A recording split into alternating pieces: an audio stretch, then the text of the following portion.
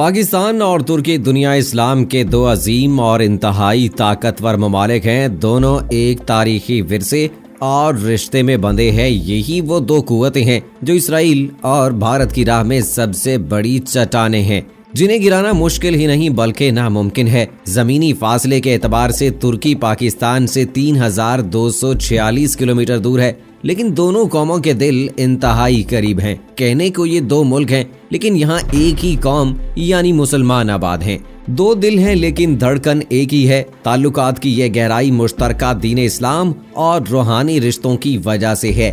صدیوں پر محیط یہ رشتے مذہب سے شروع ہو کر دلوں میں داخل ہوتے ہیں۔ یہی وجہ ہے کہ اس وقت دنیا بھر کی نظریں پاکستان اور ترکی پر لگی ہوئی ہیں، کیونکہ یہ دونوں قریبی دوست اپنے اتحاد سے دنیا بھر کی بڑی طاقتوں کے لیے خطرہ بن رہے ہیں۔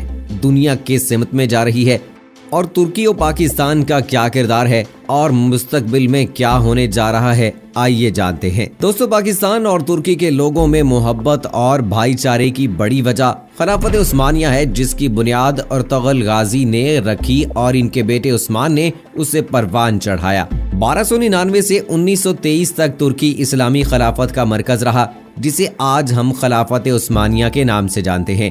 یہ خلافت موجودہ دور کے آرمینیا، عراق، مصر، سعودیہ، اردن، شام، فلسطین، بلغاریہ، یونان، ہنگری سمیت 3 بر اعظموں پر پھیلی ایک طاقتور خلافت تھی۔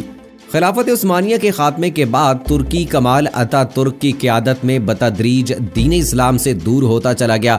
اسے ایک سیکولر ریاست میں بدل دیا گیا۔ ہر طرف برائی اور بے حیائی کا راج ہونے لگا، کیونکہ کمال اتا ترک نے اسلام کے خلاف ہر وہ کام کیا جسے دین اسلام میں منع کیا گیا۔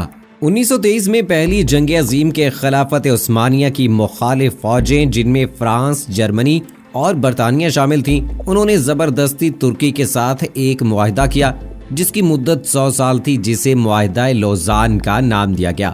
اس معاہدے پر دستخط کرنے والا کمال اتا ترک ہی تھا، جس کے مطابق 3 بر اعظموں پر پھیلی خلافت عثمانیہ کا خاتمہ کر دیا گیا۔ اس سے تمام وسائل سے دستبرداری کا اعلان کرنے کا کہا گیا، جس کے نتیجے میں 40 ملک وجود میں آئے۔ موجودہ سلطان کی تمام جائیداد ضبط کر لی گئی۔ سلطان کو ان کے خاندان سمیت جلا وطن کر دیا گیا۔ خلافت اور اسلام پر پابندی لگا کر ترکی کو ایک سیکولر ریاست کا درجہ دیا گیا۔ خلیفہ کو ملک بدر کیا گیا۔ اس کے سارے اثاثے ضبط کر لیے گئے۔ ترکی اپنے ملک کے حصے موصل وغیرہ میں بھی تیل کے ذخائر نہیں نکال سکتا تھا۔ ترکی اپنے سمندروں سے گزرنے والے بحری جہازوں سے فیس بھی وصول نہیں کر سکتا تھا۔ اب 2023 میں یہ 100 سال کا معاہدہ ختم ہو رہا ہے، جس کے بعد ترکی تیل نکالنے اور فروخت میں آزاد ہوگا اور حجاز مقدس دوبارہ حاصل کر سکے گا۔ اس 100 سالہ جد و جہد میں طیب اردگان اور ترکی کی عوام نے جان توڑ محنت کی ہے۔ انہیں طیب اردگان کی صورت میں ایک مخلص لیڈر مل گیا، اور جب مغربی طاقتوں نے سازشیں کر کے اس لیڈر کے خلاف فوجی بغاوت کی کوشش کی تو ترکی عوام سڑکوں پر نکل آئی اور اپنے لیڈر کے لیے ترکی کی عوام ٹینکوں کے سامنے لیٹ گئی اور اس بغاوت کو ناکام بنا دیا، جس پر مغربی طاقتیں شکست سے تلملا کر رہ گئیں، جبکہ پاکستان اور دیگر مسلم ممالک کی جانب سے عظیم اسلامی لیڈر طیب اردگان کو مبارکبادیں دی گئیں۔ ترکی دنیا کی وہ واحد مسلمان قوم ہے جس پر کسی غیر نے آج تک حکمرانی نہیں کی۔ ترکوں نے سخت ترین پابندیوں کے باوجود غیر کے آگے ہاتھ نہیں پھیلایا اور اپنے کم وسائل میں ترکی کا سفر جاری رکھا، جس کا نتیجہ یہ ہے کہ چند سالوں میں ترقی خود بول رہی ہے۔ صدر اردگان کے دور حکومت میں ترکی معاشی طور پر ابھرتا ہوا ملک ثابت ہو رہا ہے، جس کی سب سے بڑی نشانی ترک صدر نے IMF کا تمام قرض ختم کر کے اسے عالمی معاشی چنگل سے نکال باہر کیا ہے۔ اسے 2023 کی آمد کی تیاریاں کہہ لیں یا کچھ اور، مگر حقیقت یہی ہے کہ ترکی پابندیوں سے آزادی حاصل کرنے کے لیے 100% تیار دکھائی دیتا ہے، جبکہ اس کے حریف ممالک ترکی کو دباؤ میں لانے کی کوششیں کر رہے ہیں۔ لیکن اس دوران طیب اردگان نے بھی ہمت نہیں ہاری اور اپنی عوام کو بھی ہمت سے رہنے کی تلقین کی اور وین 2023 کا اعلان کر دیا، جس کے مطابق 2023 میں 7.5 کروڑ سیاحوں کی میزبانی کا پلان ہے۔ اس کے علاوہ وزیر اعظم اردگان کا خواب ہے کہ 2023 میں جب اعلان جمہوریہ کے 100 سال مکمل ہوں گے تو ترکی دنیا کی مضبوط ترین 10 عالمی طاقتوں میں سے ایک طاقت ہوگا۔ یہ ہونا ناممکن نہیں کیونکہ ایک کے بعد دوسرا کامیاب ہونے والا منصوبہ اس خواب کی تعبیر پیش کر رہا ہے۔ ترکی کے صدر رجب طیب اردوغان وہ عظیم شخصیت ہیں کہ عالم اسلام کا دل ان کے ساتھ دھڑکتا ہے۔ اس کی بنیادی وجہ یہ ہے کہ انہوں نے وقت کے فرعونوں کو للکارا، ایک مرتبہ یہ کہہ کر دنیا کو ششدر کر دیا کہ امریکہ اپنی حدود کے اندر رہے۔ باغیو، اسلامی دنیا ترکی جیسی ترقی کرنا چاہتی ہے۔ دنیا میں مسلمانوں پر جہاں کہیں بھی ظلم ہوا ہے، طیب اردوغان نے اس کے خلاف بھرپور آواز بلند کی ہے۔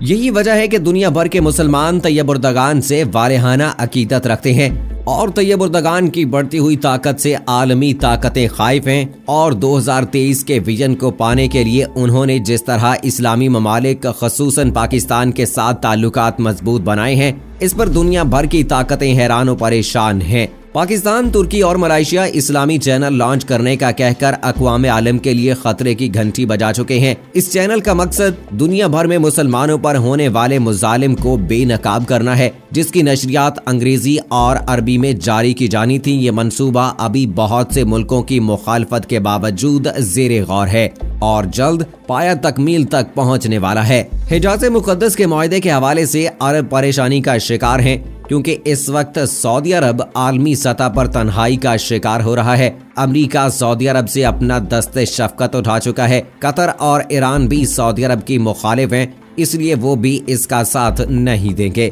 وسطی ایشیائی ممالک میں ترکی نے اپنی جڑیں مضبوط کر لی ہیں، اس لیے وسطی ایشیا بھی ترکی کے ساتھ ہوگا۔ انڈونیشیا، ملائیشیا جیسے اسلامی ممالک بھی ترکی کے ساتھ کھڑے ہیں۔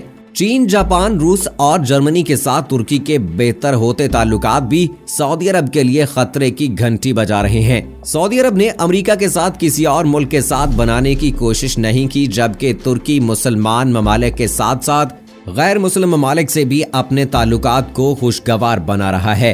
ترکی کے حجاز مقدس واپس حاصل کرنے کے اس سفر کے دوران سب کے ذہنوں میں یہ سوال اٹھ رہا ہے کہ کیا طیب اردوغان حجاز مقدس واپس پانے کے بعد پھر سے خلافت عثمانیہ کا اعلان کر دیں گے؟ اس کا جواب تو یقیناً وقت ہی دے گا، لیکن ترکی کا اسلام کی جانب تیزی سے بڑھتا رجحان ان کے اسلامی نظام سے محبت کا ثبوت ہے۔ ترکی میں قرآن کے حافظوں میں بہت بڑی تعداد میں اضافہ ہو رہا ہے۔ ترکی کی مسجدوں میں نمازیوں کے بڑے اجتماعات ان کی دین سے لگاؤ کو ظاہر کرتے ہیں۔ گزشتہ 20 سالوں میں ترکی کا مذہب سے لگاؤ ان کا خلافت کے لیے رجحان بھی واضح کر رہا ہے، اور اس سلسلے میں ترکی کو پاکستان سے بہت زیادہ امیدیں ہیں۔ ترکی جانتا ہے کہ پاکستان کی تیزی سے بڑھتی سفارتی کامیابیاں پاکستان کو ایسی طاقت بنا رہی ہیں جسے نظر انداز نہیں کیا جا سکتا۔ دنیا بھر کے عالمی طاقتیں پاکستان کو خاص اہمیت دیتی ہیں۔ اس کی وجہ پاکستان کی غیر معمولی کامیابیاں ہیں۔ پاکستان نے سوویت یونین کے ٹکڑے کیے، سپر پاور سے ٹکر لی، دہشت گردی کے خلاف جنگ میں بڑی کامیابیوں سے دنیا کو حیران کیا۔ پاکستان کی مدد کے بغیر ترکی اپنا 2023 کا ہدف حاصل نہیں کر سکے گا، اور جیسا کہ صوفی برقی علی لدھیانوی نے پیشین گوئی کی تھی، وہ دن دور نہیں جب پاکستان کی ہاں نا میں عالمی فیصلے ہوا کریں گے، اور یہ وقت قریب آ چکا ہے، کیونکہ 2023 میں جب ترکی عربوں سے حجاز مقدس واپس مانگیں گے تو اس وقت ترکی کو عالمی برادری کی حمایت چاہیے ہوگی، اور اس حمایت میں پاکستان کا اہم کردار ہے، کیونکہ پاکستان ایک طاقتور اور اثر و رسوخ والا اسلامی ملک ہے، اور پاکستان کا ووٹ اس حوالے سے بہت اہمیت رکھے گا۔ ترکی جانتا ہے کہ پاکستان ایسا ملک ہے جو مستقبل میں بہت آگے جانے والا ہے، اور اسی وجہ سے ترکی کو پاکستان سے بہت امیدیں وابستہ ہیں۔ دنیا کا نقشہ تیزی سے بدل رہا ہے۔ تیل کی قیمتوں میں ریکارڈ تبدیلی کے بعد سے امریکہ کے لیے پریشانیاں بنی ہوئی ہیں، جن کی معیشت تیزی سے نیچے آتی جا رہی ہے۔ اسی طرح برطانیہ اور اٹلی جیسی مغربی ریاستیں بھی اپنا اثر و رسوخ کھو رہی ہیں۔ ایسے میں چین، پاکستان، ترکی، روس، ملائیشیا، انڈونیشیا، ایران، قطر اور وسطی ایشیائی ممالک کا اتحاد امریکہ کی سپر پاور کے لیے بہت بڑا خطرہ بن رہا ہے۔ روس اور چین جیسی بڑی طاقتوں کا امریکہ کے خلاف ترکی کا ساتھ دینا یقیناً امریکی طاقت کو بہت کم کرنے والا ہے۔ جرمنی، جاپان اور دیگر اہم ممالک کا اسلامی ممالک کے ساتھ اتحاد اور ترکی کی مضبوط ہوتی معاشی طاقت امریکہ اور مغربی طاقتوں کے لیے خطرے کا سائرن بجا رہی ہیں کہ دنیا کا نقشہ بدلنے جا رہا ہے، طاقت کا محور تبدیل ہونے والا ہے۔ اور 2020 سے 2023 تک کے سال اہم ترین سال ہیں جو بہت بڑی بڑی تبدیلیوں کے ساتھ دنیا بھر کی عالمی طاقتوں کو چیلنج کریں گی، اور یقیناً اس تبدیلی میں پاکستان کا بہت بڑا ہاتھ ہوگا۔ انشاءاللہ ہماری دعا ہے پاکستان وہ تمام کامیابیاں حاصل کرے جس کے لیے ہمارے بزرگان کرام جی نے دعائیں کی تھیں اور پیشین گوئیاں کی تھیں، اور جلد ہی ہم وہ وقت دیکھیں جب پاکستان کی ہاں اور نہ میں عالمی فیصلے ہوا کریں گے۔ دوستو اسی کے ساتھ مجھے اجازت دیجیے، فی امان اللہ۔